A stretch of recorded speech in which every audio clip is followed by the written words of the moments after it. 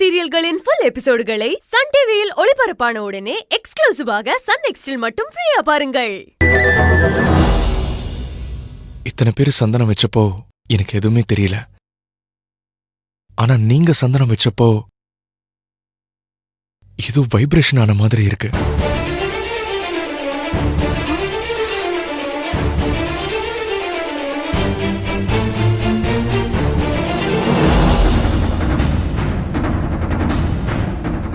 ஐயோ, இந்த மனுஷனுக்கு பழைய ஞாபகம் ஏதாவது வந்துருச்சா?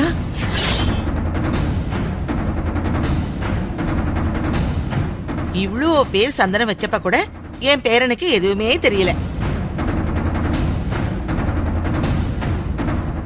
ஆனா அஞ்சலி வச்சப்ப மட்டும் வைப்ரேஷன் ஆகுதுன்னா அதுக்கு காரணம் என்ன தெரியுமா?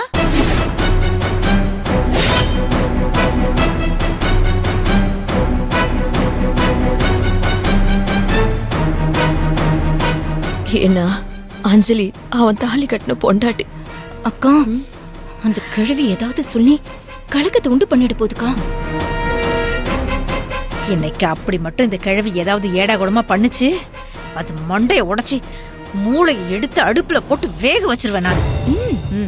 ஏன்னா கட்டிக்க போற பொண்ணு பக்கத்திலேயே இருக்கும்போது ஒரு வயசு பொண்ணு சந்தனம் வச்சா அப்படித்தானே இருக்கும்.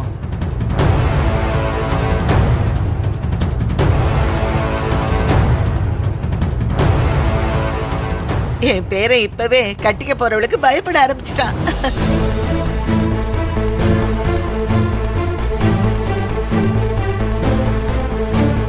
இவளுங்க எதுக்கு நம்மள முறைக்கிறாளுங்க? ஓ, நம்ம உண்மையை சொல்லிடுவோமோன்னு நினைச்சிருப்பாளுங்களோ?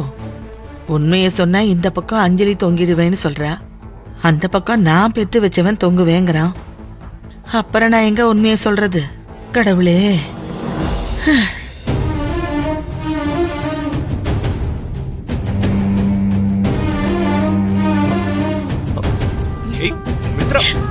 போதும் மாமா, அப்ளை பண்றேன்.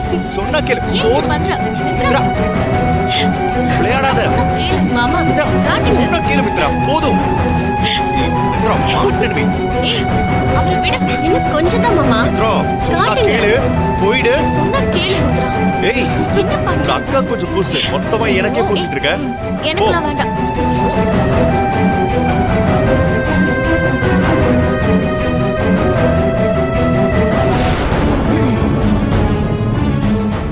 இது வந்துடுறேன்.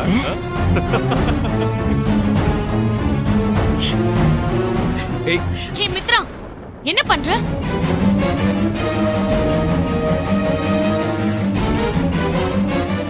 நான் ஃப்ரெஷ் ஆயிட்டு வரேன். மகேஷ், நீங்களும் ஃப்ரெஷ் ஆயிட்டு வாங்க. நீ இங்கே இரு. நீ இங்கேயே தான் நிக்கணும், எங்கேயும் போக கூடாது.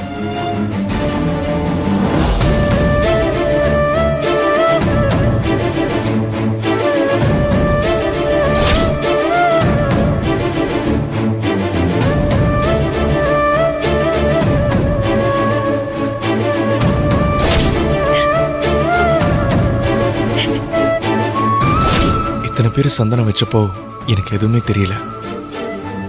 ஆனா நீங்க சந்தனம் வச்சப்போ இது வைப்ரேஷன் ஆன மாதிரி இருக்கு.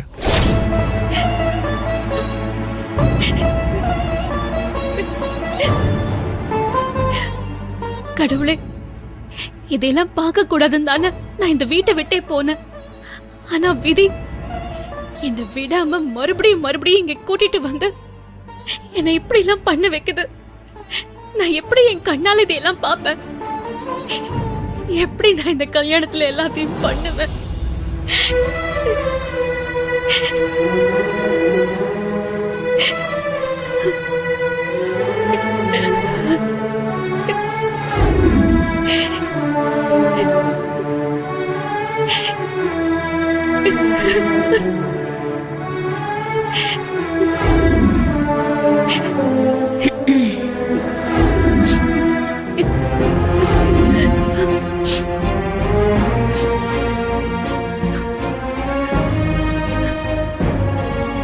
என்ன அஞ்சலி, இங்க என்ன பண்ணிட்டு இருக்க?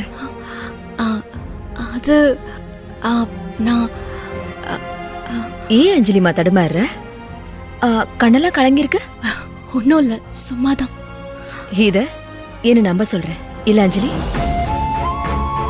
இப்ப எதுக்காக நீ அழுதுட்டு இருக்கேன்னு எனக்கு தெரியும்.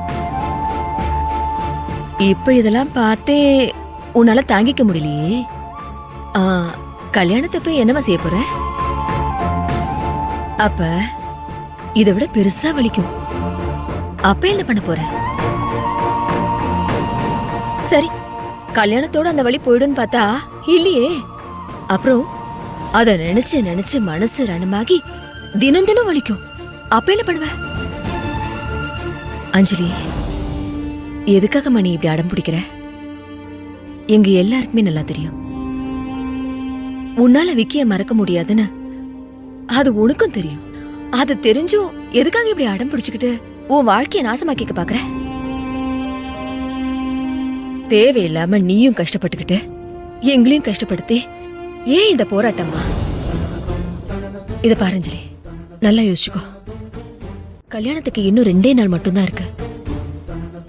அதுக்குள்ள நீ உன் மனசை மாத்திக்கிட்டு இந்த கல்யாணத்தை நிறுத்தினாதான் உண்டு. இப்பவும் விட்டுட்டனா அதுக்கப்புறமா அந்த ஆண்டவனால கூட உன் விக்கிய உன் கூட சேர்த்து வைக்க முடியாது. அஞ்சலிம்மா, இது உனக்கு கிடைச்சிருக்க கடைசி வாய்ப்பு. அதுக்கப்புறம் உன் இஷ்டம்.